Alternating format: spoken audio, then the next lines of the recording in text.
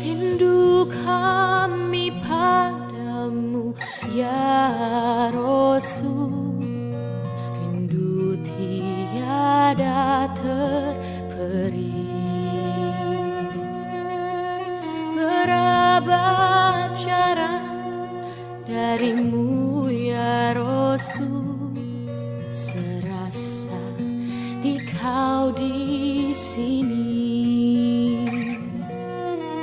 Cinta ikhlasmu pada manusia bagai cahaya surga. Dapatkah kami membalas cintamu secara bersahaja?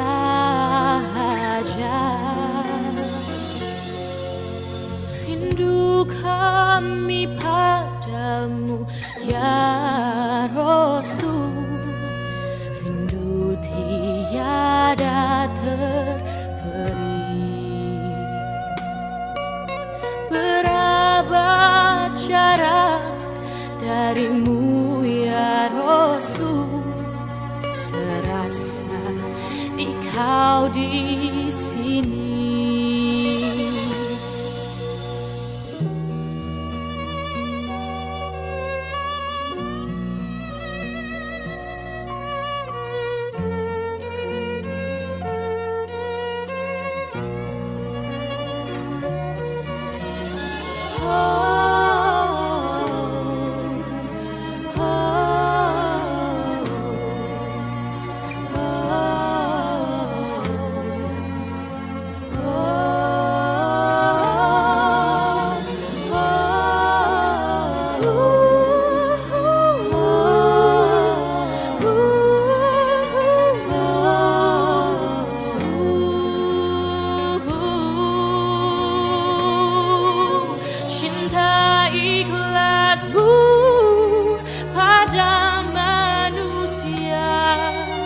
Bagai cahaya surga. Al-Ustaz Dr. Anas Haji U. Jalaluddin MHD, dengan sekolah hormat kepada Al-Ustaz kami persilakan. Alhamdulillah wa syukurillah wala hawla wala quwwata illa billah. Asyhadu an la ilaha illallah wahdahu la syarikalah wa asyhadu anna Muhammadan abduhu wa rasuluhu, amma ba'd. Sayang barallah rahimani wa rahimakumullah. Ikhwatu iman, undangan Allah Subhanahu wa taala pada kesempatan pertemuan kita pagi ini, insya Allah kita akan bersama-sama memahami keterangan baik dari Al-Quran Al-Asmah Al-Hadis yang diwadahi dalam sebuah tema usaha menggapai cita-cita mulia. Di sini sebagai pengantar ada dua masalah. Satu, ada cita-cita. Kedua, ada usaha. Dua masalah, cita-cita, kemudian ada usaha. Usaha itu untuk apa? Untuk menggapai, mencapai, meraih apa yang dicita-citakan. Mengapa? Seringkali di antara teman kita, ikhwan kita, banyak keinginan, sedikit-sedikit mau anu, sedikit ini ingin anu, tapi tidak ada usaha untuk mengarah pada yang diinginkannya itu. Kalau keinginan semacam itu dibiarkan, Apa bedanya dengan lamunan? Sebatas melamun. Dalam ajaran Islam yang namanya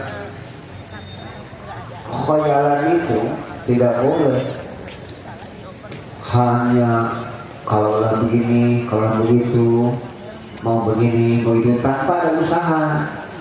Itu sama saja dengan seseorang mengejar lamunan di dalam impian. Itu dalam istilah bahasa Arab, kalau yang semacam itu jelas tidak akan tercapai. Lahir dalam bahasa Arab begini: lau baqulu fi wani asa wa saqau min an yadat ma baqala syai. Kalau diartikan dalam bahasa Sunda, kieu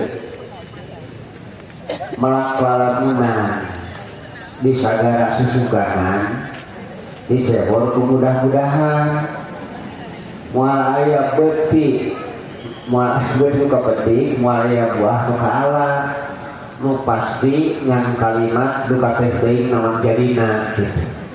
Itu kan dalam Islam tidak boleh begitu. Ada keinginan, ayo kejar dengan usaha. Nah, untuk menegaskan pernyataan itu, kita bernaung di bawah sejumlah keterangan ini. Mari kita perhatikan satu persatu. Bismillahirrahmanirrahim. Allah berfirman, A'udzu billahi minasyaitonir rajim. Qul innama ana basyarum mislukum yuha ilayya annama ilahukum ilahun wahid. Katakanlah oleh Muhammad, tiada lain aku ini manusia seperti kamu. Yang aku ini telah diberi wahyu. Yang membedakan antara kamu dan aku hanya satu, yaitu aku dapat wahyu. Di sisi lain taubahnya antara aku dengan dia sama. Satu saja membedakan, aku dapat wahyu. Yang diwahyukan padaku yaitu annama ilahukum ilahu wahid, bahwa tiada lain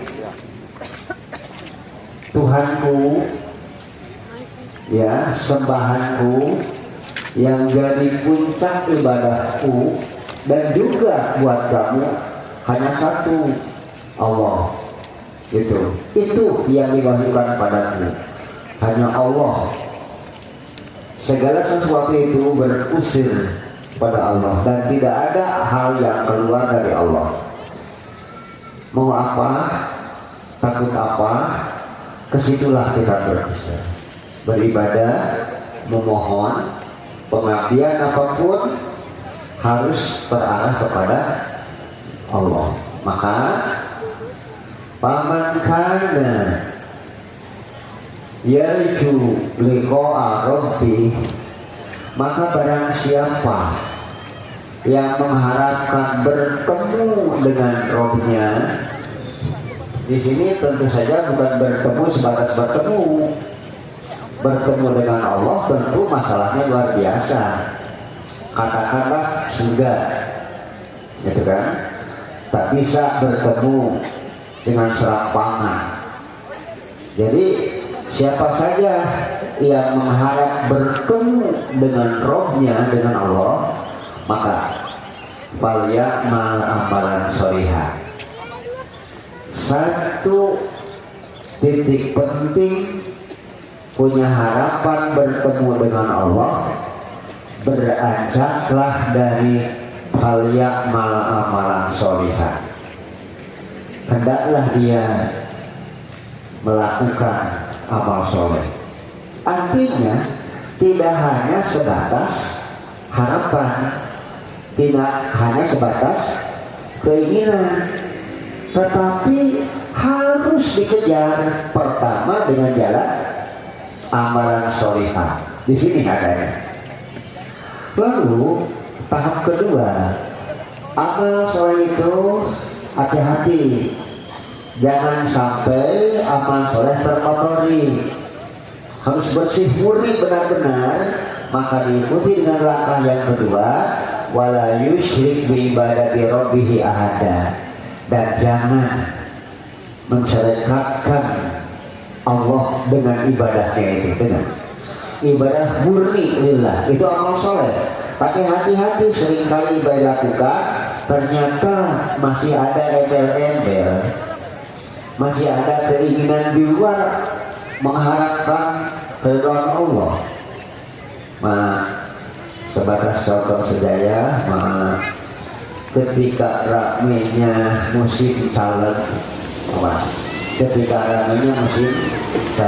orang-orang desa seringkali mendapat titipan sapi kurban kalau pemilunya terlaksana setelah Idul Adha. Rame.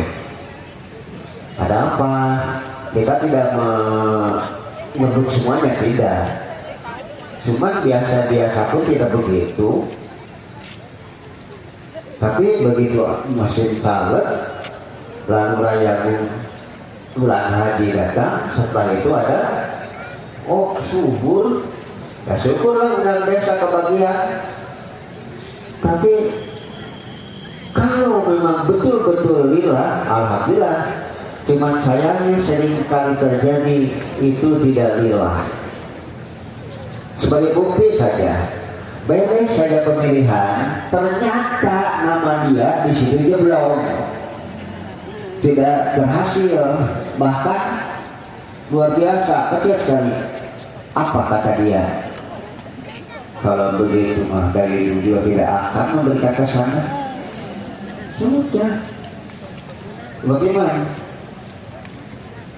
Memberikan karpet ke masjid untuk sholat bagus nggak? Amal sholat nggak? Iya bagus. Tapi hati-hati jangan dikotori.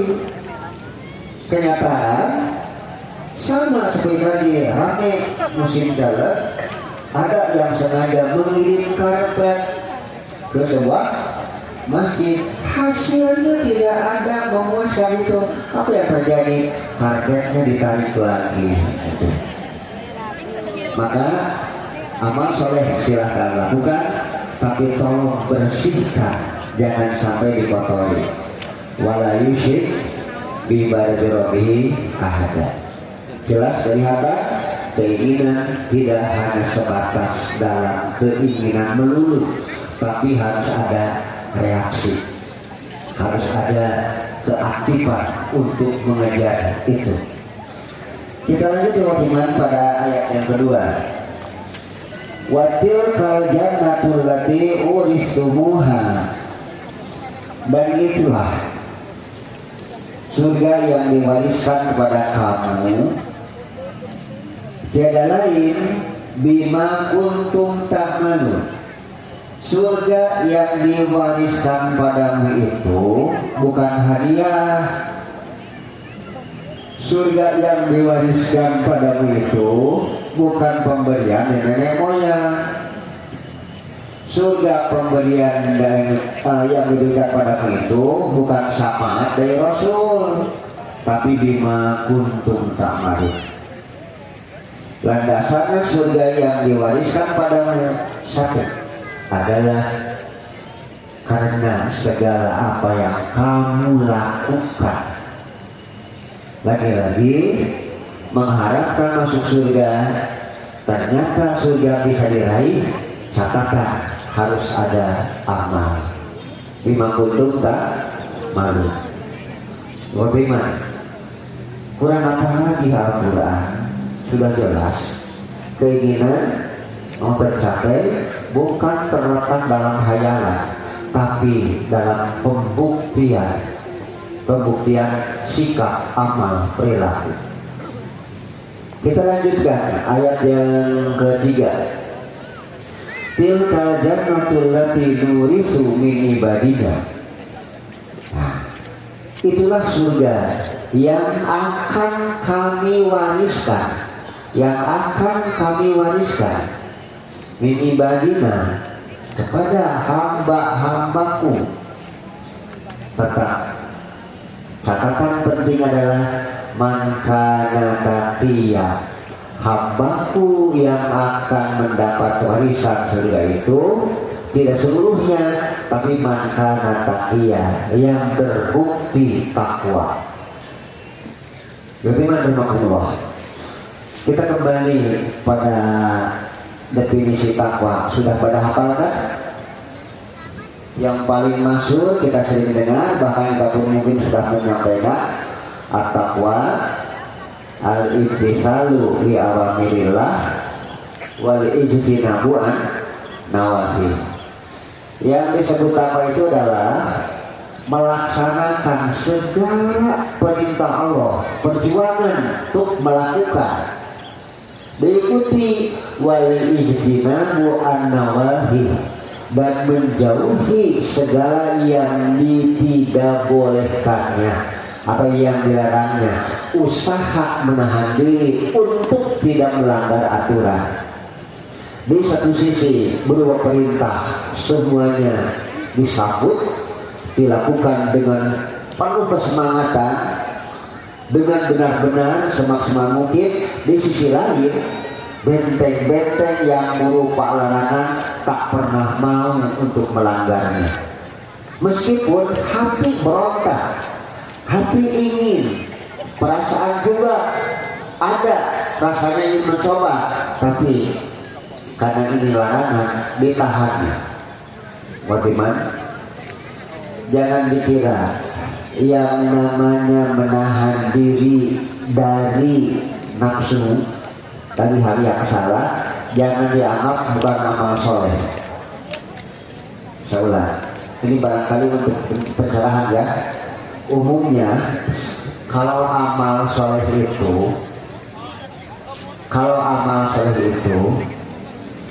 yang tergambar hanyalah melakukan kebaikan-kebaikan, gitu ya. Umumnya di benak kita yang disebut amal soleh itu hanyalah berupa amal-amal, perbuatan-perbuatan melakukan kebaikan. Kita tidak pernah berpikir bahwa menjauhi yang dilarang itu bukan amal soleh, tak pernah berpikir. Padahal kalau kita melihat Quran atau hadis, ternyata menjauhi larangan, keinginan nafsu itu justru bagian amal soleh. Tolong perhatikan, pertama Al-Quran di surat An-Nasi'ah, insya Allah pada hafal. Fa'amma man khofa maqama rabbihi wa nahan nafsa 'anil hawa fa inna jannata. Nah, jelas sekali. Adapun orang yang menahan diri dari nafsunya, artinya tidak mau melanggar yang dilarang, itu berujung fa inna jannata, ya surga lah tempat kembali. Dengan berusaha diri ditahan, tidak mengikuti gejolak nafsu yang melahirkan pelanggaran aturan Allah, ditahan, itu bukan masalah di luar amal soleh. Amal soleh, amalnya di mana? Amalnya menahan itu, amalnya berjuang, tidak mau melanggar, itu amal soleh. Nah, perhatikan hadis Nabi. Saya yakin ibu dan bapak, betul semua, pernah mendengar kisah 3 orang yang tertutup gua. Pernah ya? Pernah dah? Pernah. Syukur bagi yang pernah. Bagi yang tak pernah, saya ulang. Maksud saya hanya sebatas untuk menegaskan bahwa amal soleh bukan hanya melakukan kebajikan. Perhatikan sih. Dalam hadis panjang diriwayatkan ada 3 orang di perjalanan, lalu di tengah perjalanan turunlah hujan. Mereka mencari tempat berlindung. Akhirnya mereka menemukan sebuah gua dan mereka masuk ke sana. Sudah takdir Allah, hujan turun deras, lalu batu dari atas bergelinding pas menutup mulut gua, pintu gua. Gitu. Batunya bukan batu kerikil, bukan. Batu besar, batu besar. Nah, yang di dalam ingin keluar, tergambar bahwa hujannya sudah reda ya, keluar, tertutup dengan batu, didorong oleh ketiga-tiganya, nggak bisa. Jangankan bergeser, bergetar pun tidak. Nah, mereka bingung. Lalu ada ide di antara mereka, coba di antara kita ada yang pernah beramal soleh, sebutkan, dan amal itu jadikan alat sebagai wasilah permohonan kepada Allah untuk dapat kita terhindar dari tutupan batu ini. Nah, yang satu cara pertama di sini. Dulu saya merupakan tuan tanah. Ada sejumlah orang bekerja di kebun saya, di ladang saya. Setiap beres bekerja, saya kasih upah mereka. Satu saat ketika saya mengasih upah kepada pekerja, ada seorang pekerja yang kulit macul itu mencangkul, tidak menerima upahnya itu sebab dia akan pergi ke tempat lain. Maka si upahnya itu dititipkan kepada saya. Itu kejadian itu berlangsung bukan sebulan 2 bulan, bertahun-tahun. Dari awal saya sudah bingung, kalau ini dibiarkan sudah dimakan binatang. Kata orang Sunda, kutoko, kuopo, dimakan pasti. Maka saya, kata dia, sengaja menanamkan si gandum yang jadi upah buat dia, terus kadang-kadang sampai panen. Sudah panen, dia juga datang. Terus saya usahakan. Akibatnya bukan sebatas gandum bertambah banyak, tapi saya pun sudah dapat membeli beberapa bidang tanah. Itu. Di saat-saat saya perlu, orang itu datang menanyakan kepada saya mana upah saya yang dulu. Saya bukan tidak perlu. Saya tahu bahwa apa yang saya beli dan gandum yang ini banyak dari hasil karya dia. Maka saya langsung nyatakan orang tersebut, nah ini silahkan gandumnya bawa, dan ini kebunnya ladangnya punya Anda. Gak begitu, saya cuma mengambil hasil pekerjaan saya. Ya udah, ini pekerjaan Anda, cuman saya usahakan, saya bolehkan, jalankan. Ini buktinya, diberikannya. Ya Allah, kalaulah ini termasuk pada amal soleh, tolong kami selamatkan dari tutupan batu ini. Tanpa disentuh, batu pun bergeser. Set. Cuma dicoba, belum bisa masuk, keluar. Yang kedua, silakan yang kedua. Nah, yang kedua bicara gini, saya ini kalau tadi bantuan tanah, ini mah pengembala. Saya ini tukang gembala domba, sebatas orang kuli lah. Setiap kali saya pulang, dapat susu, dapat roti, saya bawa buat orang tua saya. Saya tidak pernah berani minum susu atau makan roti sebelum orang tua saya. Begitu terus saya lakukan. Satu saat saya datang terlambat, kemalaman. Saya bawa susu, saya bawa roti. Ternyata orang tua saya sudah tidur. Saya tak berani membangunkannya. Saya haus, saya lapar, tapi saya tidak mau untuk mendahului mereka, orang tua. Akibatnya setelah mereka bangun, saya kasihkan pada mereka, baru saya makan. Ya Allah, kalaulah tindakan saya seperti ini merupakan perbuatan yang baik, soleh, tolong selamatkan kami dari tutupan batu gua ini. Langsung terbuka. Dicoba, masih belum bisa. Tinggal satu. Nah, yang satu ini berbeda dengan yang dua-duanya. Yang pertama berbuat kebajikan, menolong orang ya. Yang kedua berbuat baik, sopan, hormat kepada orang tua. Yang ini lain.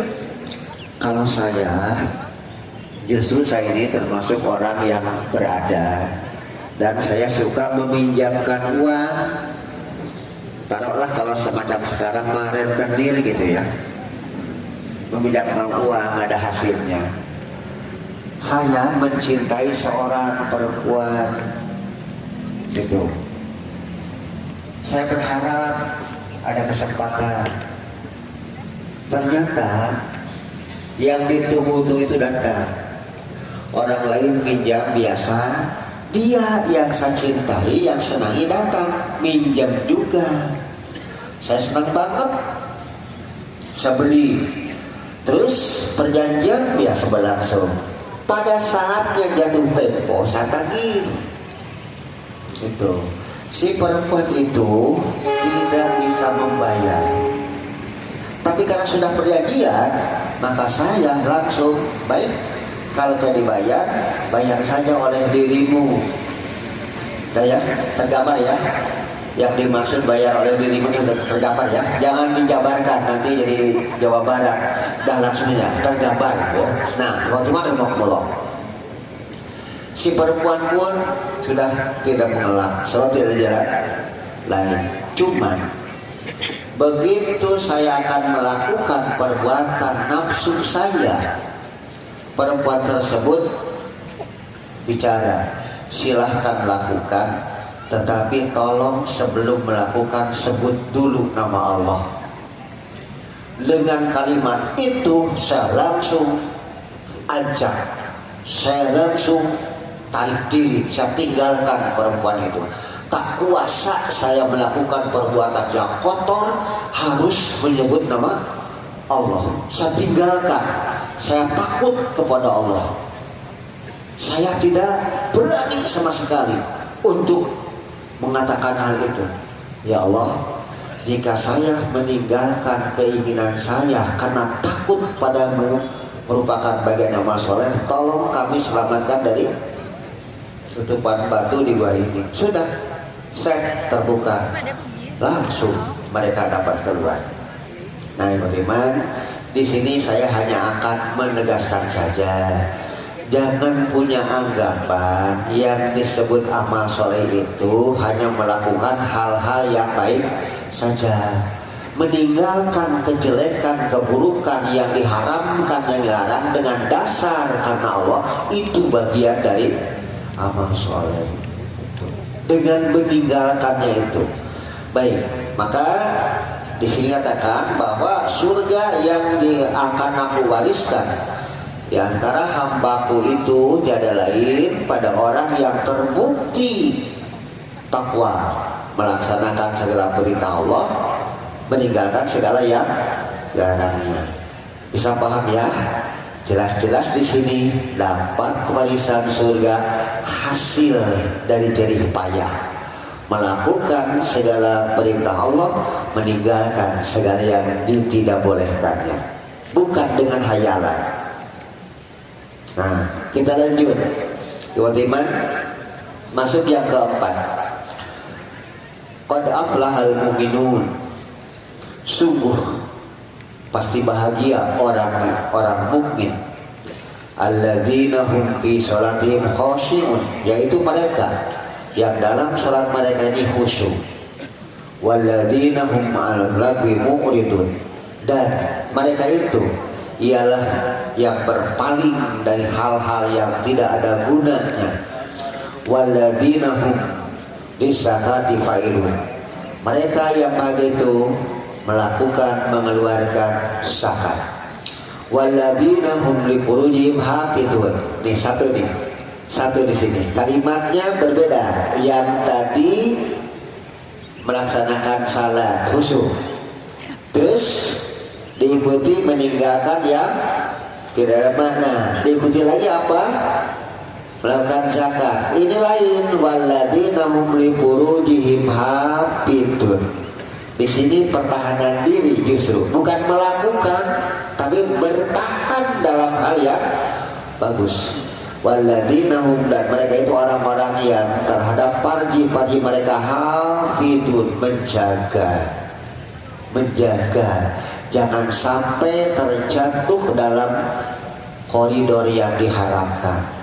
Illa ala azwajihim aw ma malakat aymanuhum, melainkan kepada istri-istri mereka atau hamba-hamba sahaya mereka. Fa innahum ghairu malumin, mereka melakukan hal itu tidaklah tercela selama para istri atau hamba sahaya. Di luar itu mereka tidak mau dijaganya.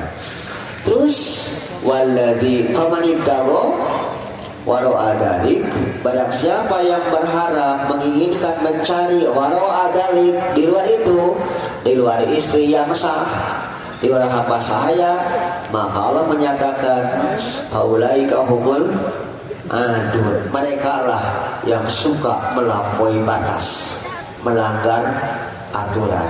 Masih lanjut, walladzina hum li amanatihim wa ahdihim ra'un, dan mereka itu adalah terhadap amanat-amanatnya melaksanakan, terhadap janji-janjinya mereka tunaikan. Amanat dilaksanakan, janjinya ditunaikan, dilakukan. Nah, yang terakhir, walladzina hum ala sholawatihim yuhafidun. Bukan kalau tadi khusyuk, tapi khusyuknya bukan sewaktu-waktu, tapi yuhafidun seluruh sholatnya. Walladzina hum ala sholawatihim yuhafidun. Di atas disebut alladzina hum bi sholatihim khasyi'un, kan?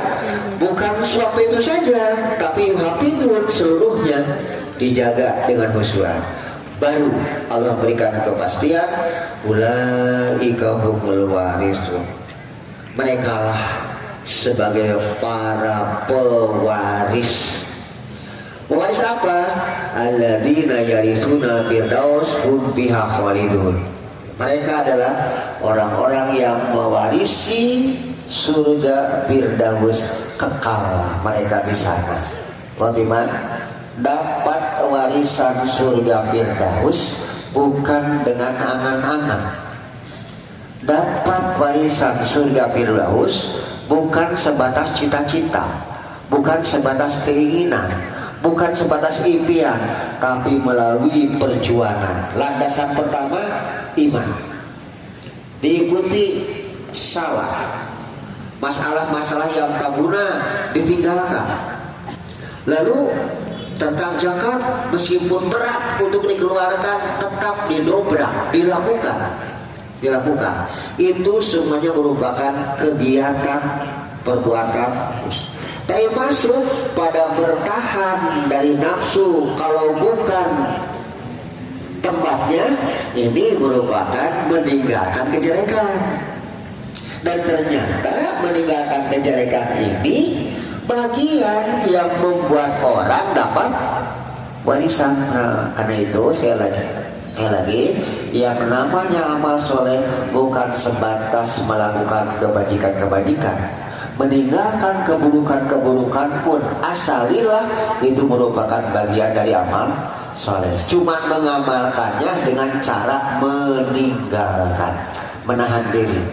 Nah, bagaimana rahimahumullah, 1, 2, 3, 4 ayat Al-Quran ditambah dengan 2 hadis di bawah. Hadis yang pertama, idza sa'altumullaha al-jannata, jika kamu mohon kepada Allah masalah surga, jangan kagok gitu. Maka pas'aluhu al-firdaus, mohonlah kepada Allah surga firdaus. Jangan kagok, mohonlah surga firdaus. Ya Allah, biarlah saya masuk di empernya saja, enggak cetek itu. Minta yang paling tinggi surga Firdaus. Kenapa? Fa innahu a'lal jannati. Yang namanya Firdaus adalah surga yang paling tinggi.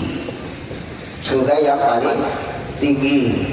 Wa awsatul jannati, dan surga yang paling tengah, paling tinggi berada di pusar lagi di tengah surga yang lain. Wa minhu tafajjaru anharul jannah, dan dari surga Firdaus memancarlah sungai-sungai ke surga yang lain. Pusarnya di mana? Surga Firdaus. Dari situ sungai mengalir ke seluruh surga yang lain. Lalu wa fawqahu arsyur rahman. Di atas surga Firdaus itu arsyur rahman, aras yang maha kuasa. Jangan dihayalkan tidak akan tercapai, pokoknya luar biasa. Ya, luar biasa teman-teman. Ini hadisnya riwayat Imam Bukhari Muslim. Akhrajahus sahihani, dikeluarkan oleh dua yang sahih, Bukhari dan Muslim. Nah, teman-teman perhatikan di sini. Kalau punya keinginan, jangan cetek, kejarlah setinggi mungkin, tapi tetap kuncinya bukan sebatas keinginan, buktikan dengan amal. Gitu, cita-cita setinggi langit, pekerjaan melamun melulu, gak masuk, gak ada levelnya itu. Punya anak, mudah-mudahan anak aku nanti jadi RT, boleh gak? Boleh, cuman aduh luar biasa. Jangan kagum. Nah, bapakmu sebatas jadi RW, ibumu hanya sebatas dari keluarga. Coba kamu, paling tidak aku harapkan kamu jadi gubernur lah, atau kalau bisa coba jadi presiden. Begitu. Ya marajin nolakan anak sih jadi RT. Lain goreng ya tete lain, cuman luar biasa bukan begitu. Kalau punya cita yang tinggi, kenapa?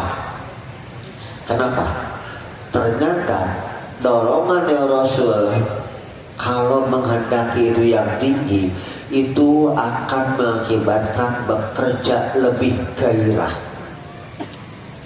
Ya, kegiatan lebih optimal lagi, usaha lebih dipusatkan lagi. Begitu kenyataannya. Maaf, ada dua orang. Kamu mau bikin rumah apa? Cukup saya mah mau bikin gubuk saja. Gubuk ya, yang satu. Kalau kamu apa? Saya mau punya rumah tingkat 3, loteng tingkat 3. Coba, kalau yang hanya mau gubuk saja, bekerjanya tidak akan luar biasa.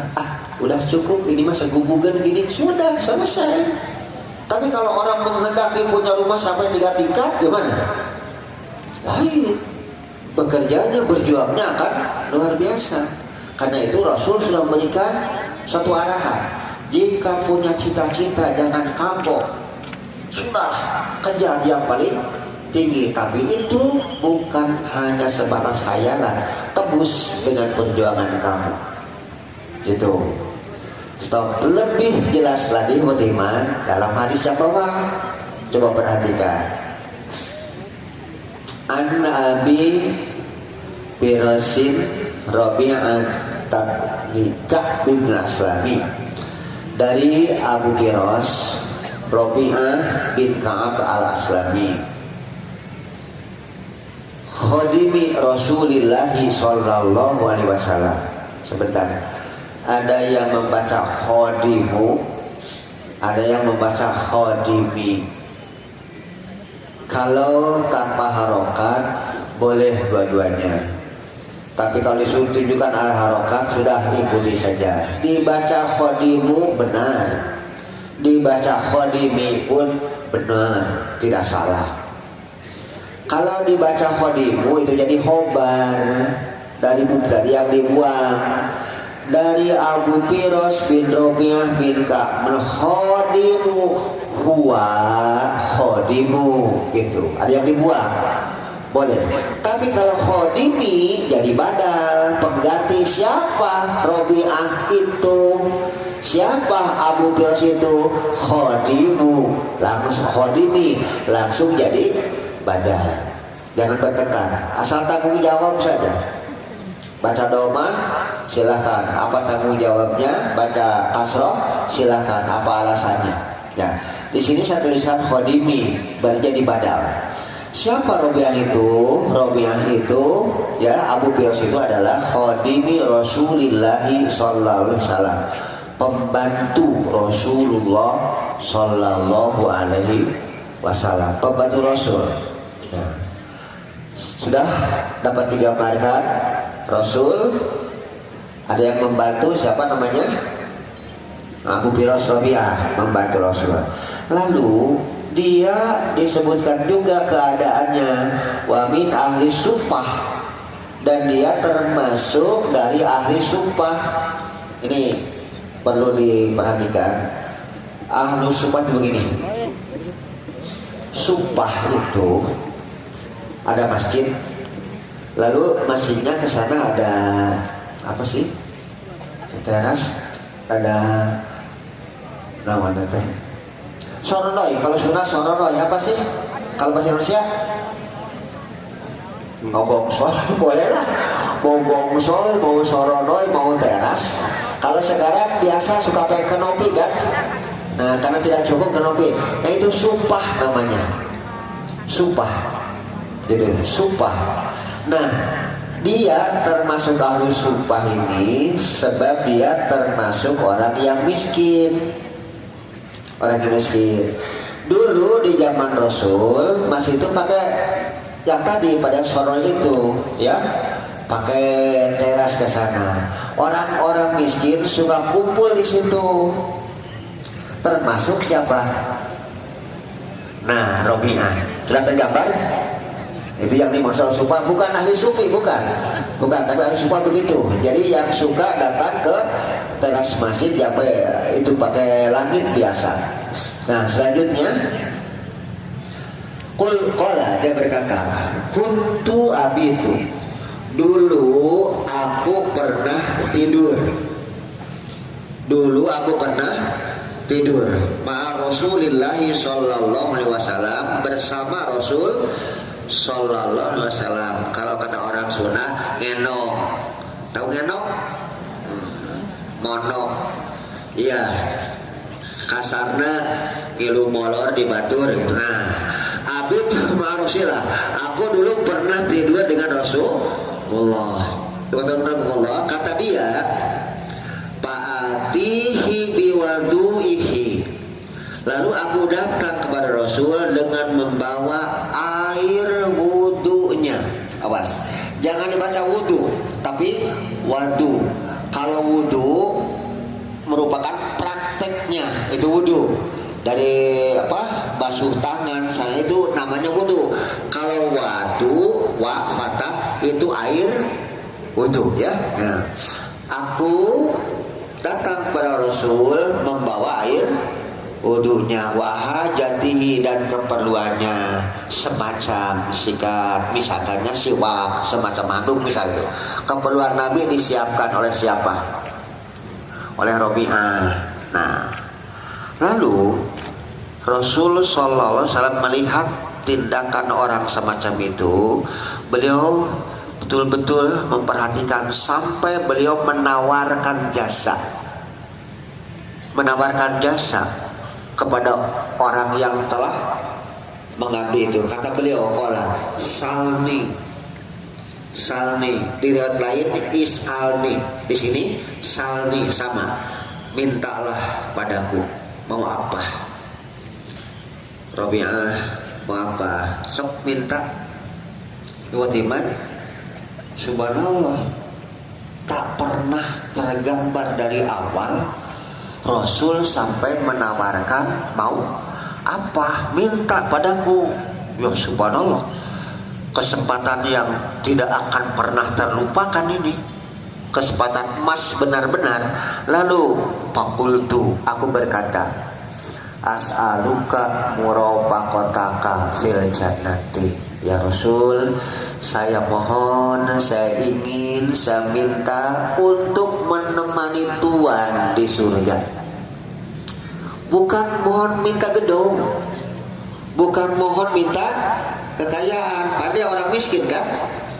Dia orang miskin. Kalau dia minta kekayaan wajar, wajar. Kalau dia minta gedung wajar, wajar. Kalau dia minta jabatan wajar. Tapi dia tidak pilih itu.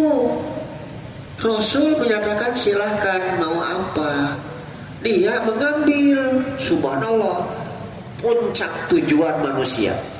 Ya Rasul, saya mohon pada Tuhan untuk menemani Tuhan di surga. Saya tanya dulu, masuk surga enggak? Awas jangan diartikan sebatas pengantar saja, bukan juga menemani, ada mengantar mah langsung. Jadi bahasanya tidak Rasul saya mau surga, enggak, menemani Rasul saja. Itu dalam itu permohonannya, artinya jelas mau masuk surga bareng Rasul. Nah, permohonan ini yang membuat Rasul bingung. Bukan permintaan yang enteng-enteng, tetapi karena Rasul sudah berjanji menawarkan jasa, mau apa? Kalau dicabut lagi gawat banget. Tapi Rasul langsung menanyakan kalau ada yang lain. Kata Rasul, qala, beliau bertanya, awa baradalik, ada yang lain enggak? Ada yang lain enggak? Bukan itu. Ini artinya permohonan Rasul itu luar biasa. Sampai Rasul bertanya, ada yang lain enggak? Bener-bener ini harga mati. Tidak ada lagi, tak ada tawar menawar. Harga mati Rasul. Qultu, kataku, huwadaka, hanya itu Rasul. Permohonan, kelihatan. Jika punya keinginan, jangan asal-asalan. Jangan salah, harus betul-betul. Sugar gue akhir, enggak, harus betul-betul. Ditawari, mungkin ada yang lain, enggak, hanya itu Rasul. Itu menunjukkan kalau punya keinginan jangan main-main, harus pas banget dengan hati nurani. Maka setelah Rasul mendengar bahwa ternyata permohonannya tidak bisa diganti yang lain, Rasul Khotimah langsung mengembalikan keinginan orang ini untuk digapai oleh dirinya, bukan oleh Rasul. Dikembalikan oleh Rasul pada orang itu. Fa'ini, kalau begitu bantu aku. Ya, kalau hanya itu permohonanmu, bantu aku ala nafsika, untuk menggapai keinginanmu, untuk mendapatkan keinginanmu. Dengan apa? Bikathrati sujud, dengan memperbanyak sujud. Kalau memang itu kehendakmu, aku pun tidak bisa menolak, tapi tolong tetap segala-galanya harus kamu bantu aku. Silakan berusaha, tetapi kamu yang paling penting banyaklah sujud. Maaf Bu, Pak, sujud di sini bukan hanya nungging begitu. Awas, dengan banyak sujud bukan diartikan hanya nungging biasa kayak sujud yang melulu, nggak begitu. Maksudnya bikasroti sholat, dengan banyak sholatnya pun tidak umum, bukan wajib tapi sholat sunat. Mengapa? Mengapa bukan sholat wajib? Bingung deh wae. Kenapa? Sholat wajib tidak mungkin diperbanyak. Itu kan gitu? Iya, sholat itu diperbanyak mungkin. Cuma 17 rakaat kali semalam. Sholat sunat lah. Subhanallah, berbicara sholat sunat berapa rakaat mau silahkan. Wah, luar biasa. Kalau saya sebut satu persatu tidak akan selesai ini. Cuman yang jelas yang namanya sholat sunat buat manusia, buat kita banyak, luar biasa. Apalagi kalau sudah masuk sholat mutlak. Ya, yang kita tahu sholat duha, syukrul wudhu, rawatib, itu kan tahajud, apalagi intidor, tahiyatul masjid, dan sebangsanya banyak, luar biasa. Silahkan Pak, Ibu, kalau ini Rasul menyatakan perbanyak sujud diartikan sholat wajib, pertama mengandung arti orang ini tidak sholat wajib, mustahil kan? Atau bilang petok gitu. Yang kedua, dan tak mungkin sholat wajib diperbanyak, cuma itu. Jelas ini sholat sunnah. Nah, yang begitu walau tak tertulis tapi terlukis, walau tak tergambar tapi terbayang, walau tak terucap tapi tersirat. Disebutkan sholat sunatnya, tapi sudah yang dituju ke sana. Ya, oke, bagaimana rahimahullah. Ustaz Gigit sampai jam berapa ini? Hah? Jam 8? Oh, boleh lebihan. Ini memang sudah jam 8 lebih sedikit. Boleh tambahkan. Sini bagaimana? Persoalannya, perhatikan. Rasul punya kekuasaan, punya keistimewaan, punya mujizat. Salah satunya adalah beliau memiliki syafaatul udma. Ya, buat pembelaan yang luar biasa. Apa Rasul bisa membela orang ini tanpa menyuruh? Bisa, dengan satu lebar. Tapi kenapa? Ini sebuah pelajaran bahwa yang namanya perbuatan cita-cita itu jangan mengandalkan orang. Harus kamu yang menebusnya, harus kamu. Ya, keinginan kamu itu betul boleh aku lakukan, tapi awas, kembali bantu aku untuk menggapai tujuanmu dengan banyaknya sujud, dengan salat sunat perbanyak. Artinya kembali kepada orang yang punya keinginan. Padahal Rasul bisa saja langsung mohon kepada Allah mengabulkan orang ini dengan syafaatnya beliau, bisa. Tapi kenapa tidak? Inilah yang disebut wa alaisa lil insani la masa'a. Tidak bisa mentang-mentang aku mah turunan Nabi tapi ngaco, enggak sih, ngaco makan gigil kan itu. Boleh turunan Nabi tapi buktikan kalau tujuannya surga itu dengan namamu, bukan dengan nama Nabi. Gitu. Urang mah urang Sunda, boro-boro jauh Arabia lain. Kajian teuing da tujuan mah karena Arabna, boga tujuan naon? Tujuan saya masuk surga, silahkan, hak semua. Bagaimana perhatikan, masuk surga hak semua orang. Awas, masuk surga hak semua orang, bukan hanya turunan Nabi, tidak, hak semua orang, termasuk orang kafir berhak. Bingung nggak? Ya bingung, udah diterangkan umat bingung. Sini coba perhatikan. Yang namanya umat Nabi itu umat Islam saja atau yang kafir pun umat siapa? Yang namanya umat Nabi Muhammad itu bukan hanya orang Islam saja, yang kafir pun umat Muhammad gitu. Lalu kalau jadi aku umat siapa itu? Umat Nabi semua. Nah, cuma perhatikan hadis. Rasul menyatakan, kullu ummati yadkhuluna jannah. Semua umatku bakal masuk surga. Semua tanpa kecuali. Berarti hak semua. Lalu Rasul mengecualikan illa man aba, kecuali yang tak mau. Tetap mutlak asalnya berhak. Tapi kalau tak mau, ya jangan salahkan beta salah mengandung, kamu saja salah jalan. Lalu sahabat bertanya, waman ya bayar Rasulullah, siapa Rasul yang enggan masuk surga, yang tahu itu aneh banget ini.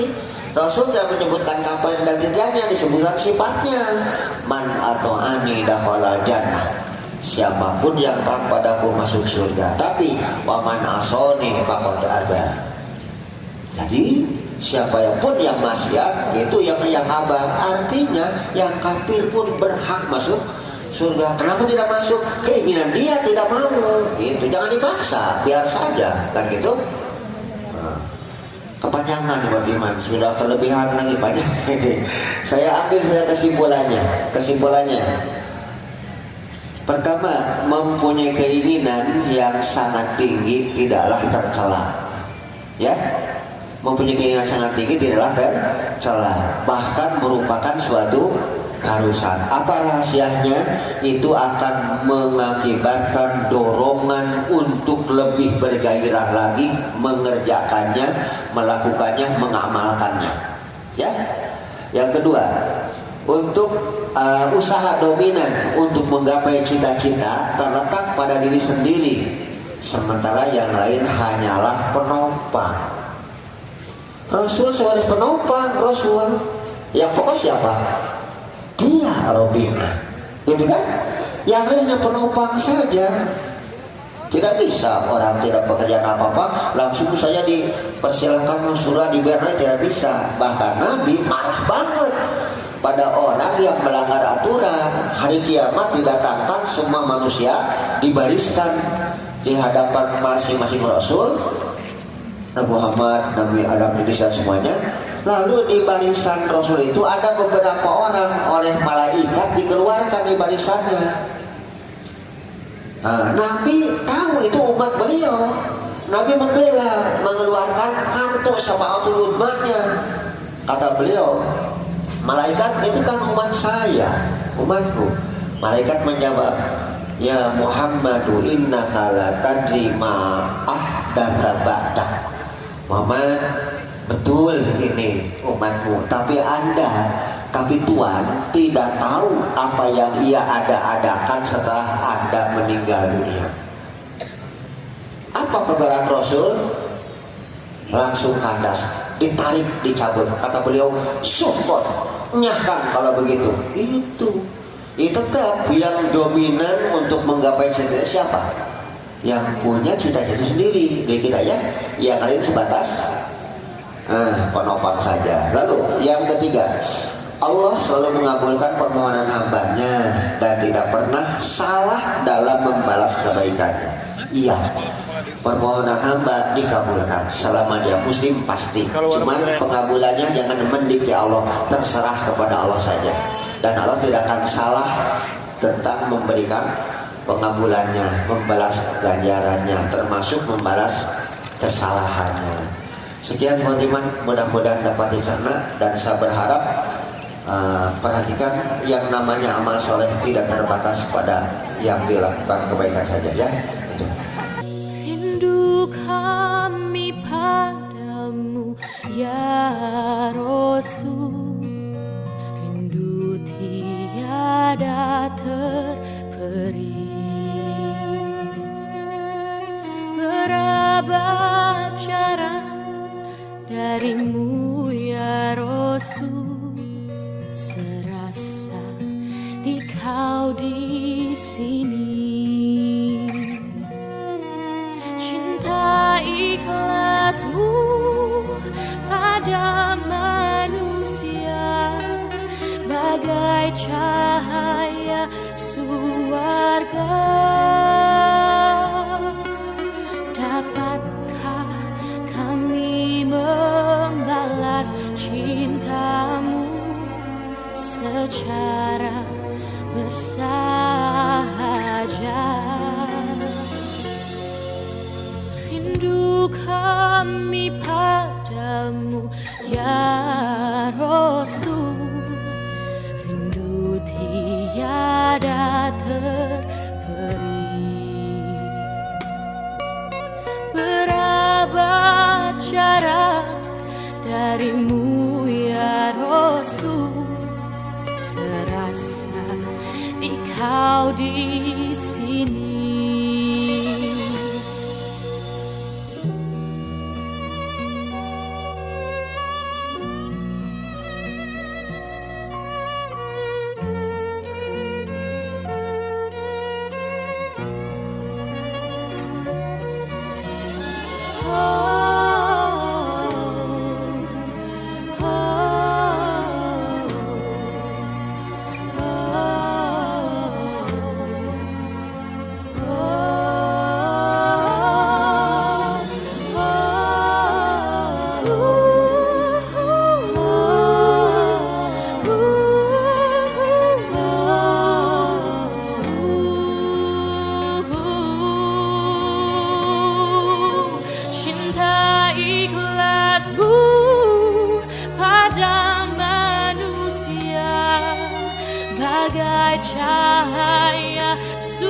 keluarga.